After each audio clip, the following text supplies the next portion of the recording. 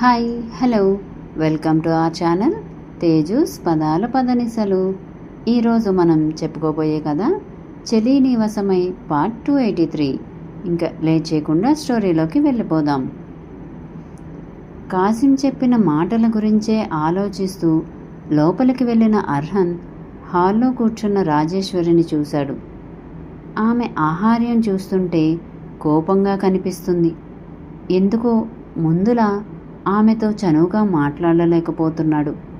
ఆ విషయం తనకు తెలుస్తుంది, కానీ దానికి కారణమేంటి?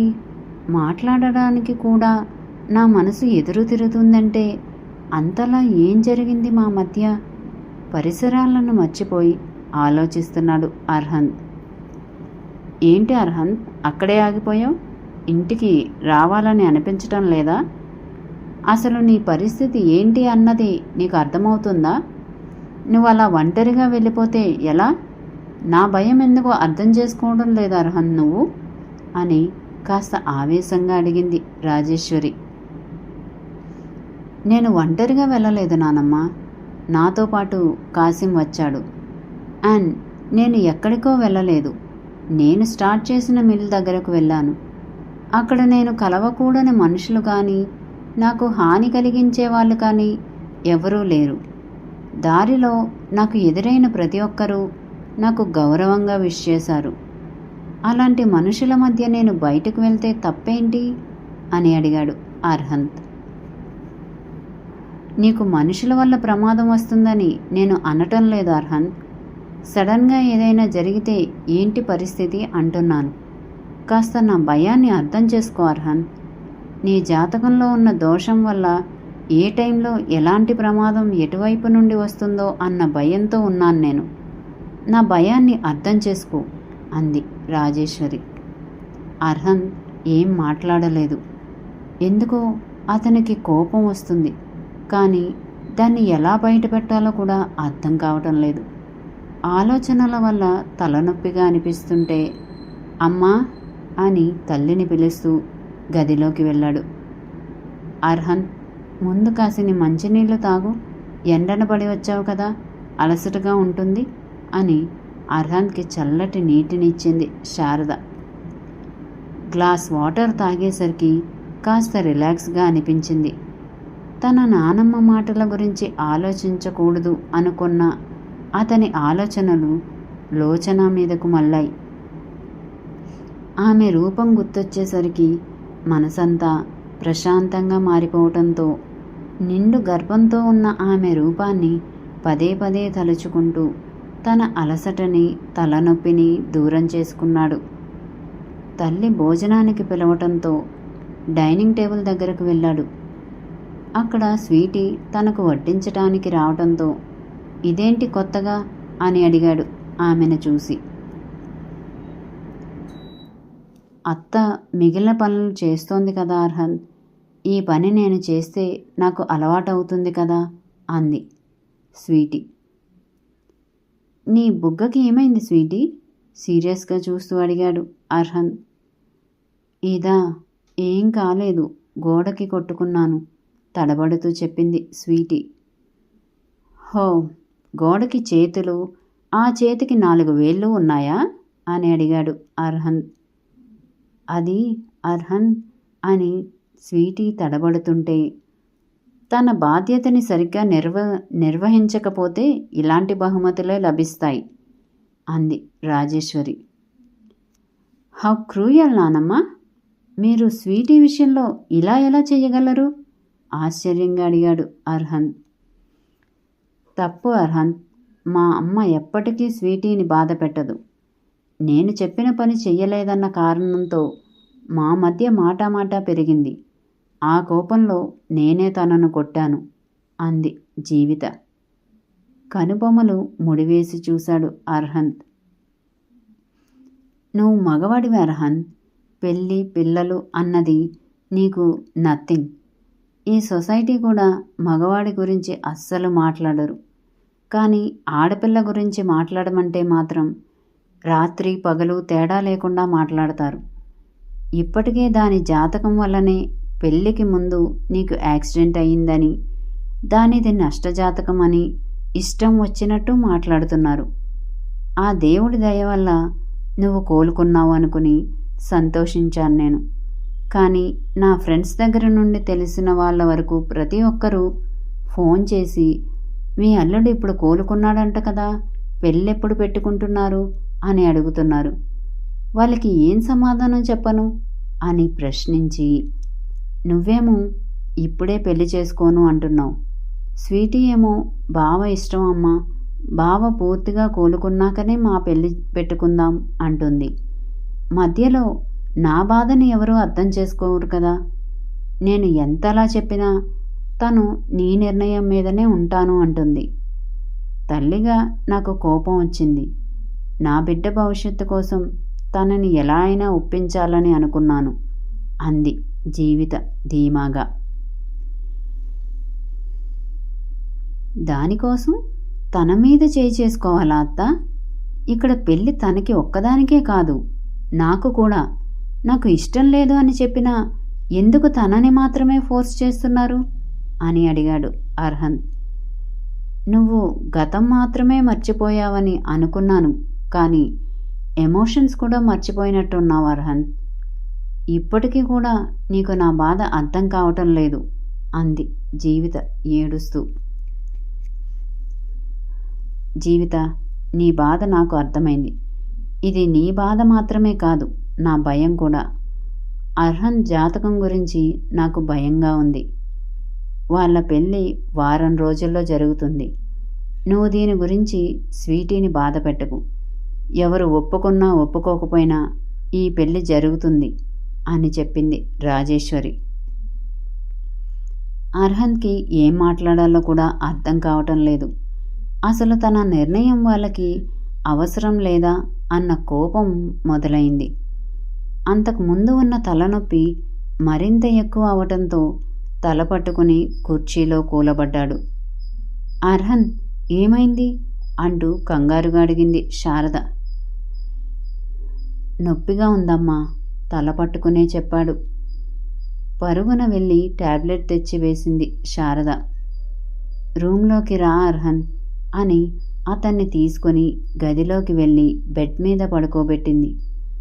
ఏం ఆలోచించకు అర్హన్, ఏం జరగాలని ఉంటే అది జరుగుతుంది అంటూ మెల్లగా అతని తల నిమురుతుంటే 10 నిమిషాల్లోనే నిద్రలోకి జారుకున్నాడు. అర్హన్ పడుకున్నాక బయటకు వచ్చిన శారద అక్కడ ఉన్న వాళ్ళని చూసి, మీ పంతాలతో నా బిడ్డ ప్రాణాల మీదకు తేవాలని చూస్తున్నారా? ఎక్కువ స్ట్రెస్ అవ్వకూడదని డాక్టర్ చెప్పినా ఆ మాటల గురించి ఆలోచించకుండా ఎందుకు వాడిని పదే పదే స్ట్రెస్ అయ్యేలా చేస్తున్నారు? కోపంగా అడిగింది శారద. నా ముందు నోరెత్తే ధైర్యం చెయ్యకు శారద. వాడు నా మనవడు, నాకు నచ్చినట్టు చేస్తాను అంది రాజేశ్వరి పొగరుగా. మీకు మనవడు మాత్రమే, కానీ నాకు కొడుకు. నేను కడుపు చించుకొని కన్నాను. మీకన్నా, అసలు చెప్పాలంటే ఈ లోకంలో అందరికన్నా బిడ్డ మీద తల్లికి మాత్రమే హక్కు ఉంటుంది. ఆఖరికి తండ్రి కూడా తల్లి తర్వాతనే. అలాంటి నా కొడుకు మీద మీ రుబాబేంటి? ఇంకోసారి ఇది రిపీట్ అయితే నేనే వాడికి నిజం చెప్పేస్తాను.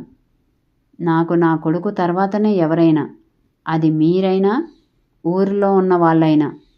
అనవసరంగా నాలో ఉన్న మంచితనాన్ని నా చేతగానితనం అనుకుని ఇంకా నన్ను రెచ్చగొట్టకండి.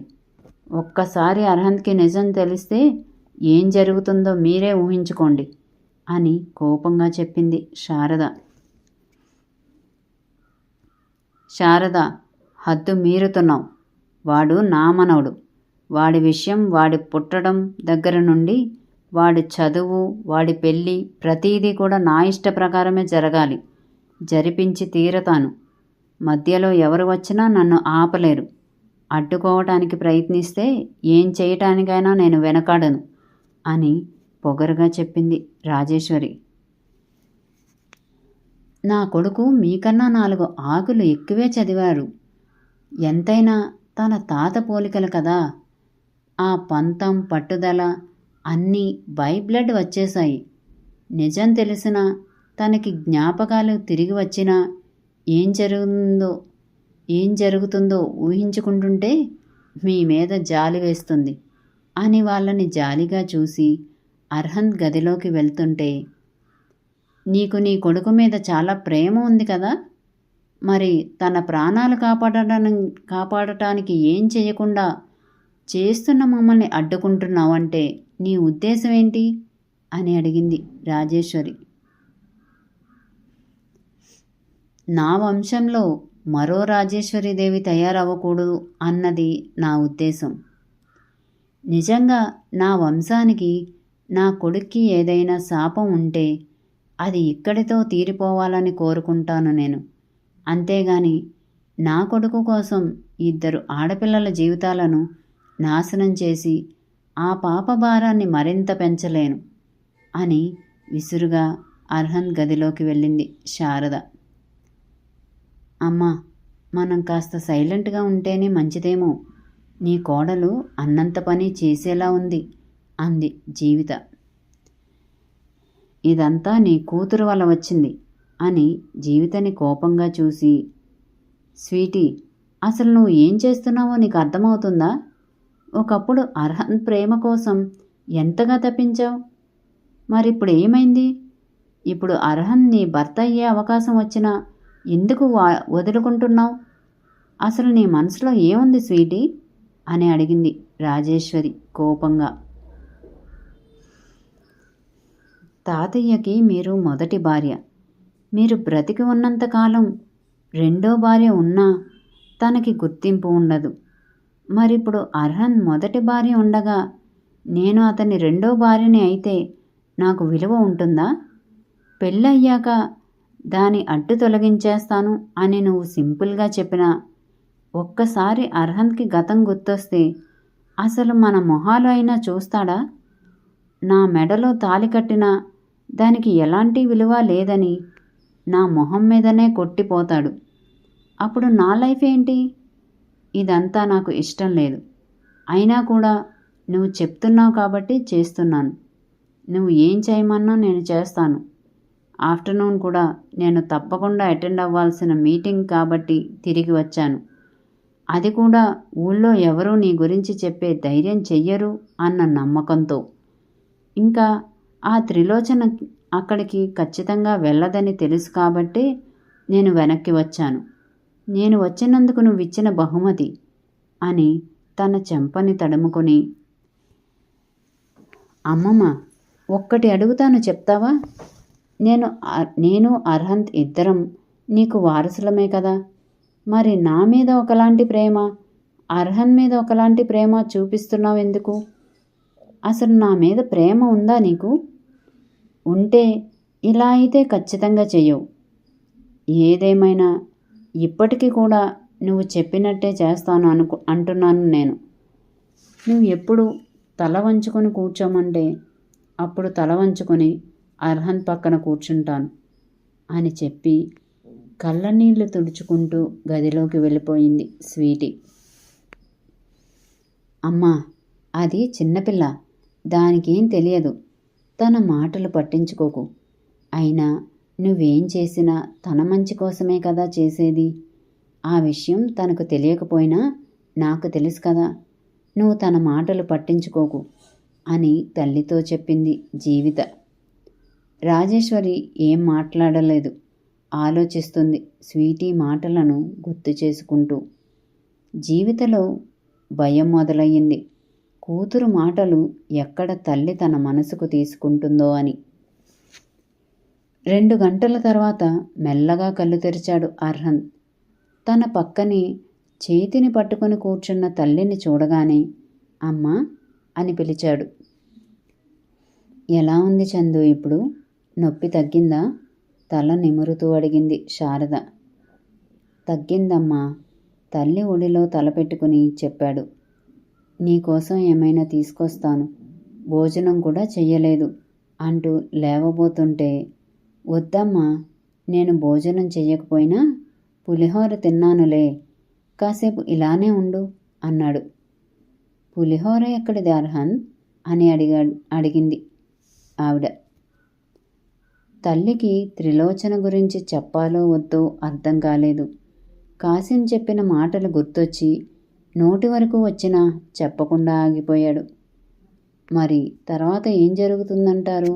తెలుసుకుందాం మరో అప్డేట్లో. ఈ అప్డేట్పై మీ కామెంట్స్ తప్పక తెలియజేస్తారు కదూ. Thank you friends. మా వీడియో కనుక మీకు నచ్చినట్టయితే లైక్ చేయండి, కామెంట్ చేయండి, సబ్స్క్రైబ్ చేయండి, బెల్ కొట్టండి.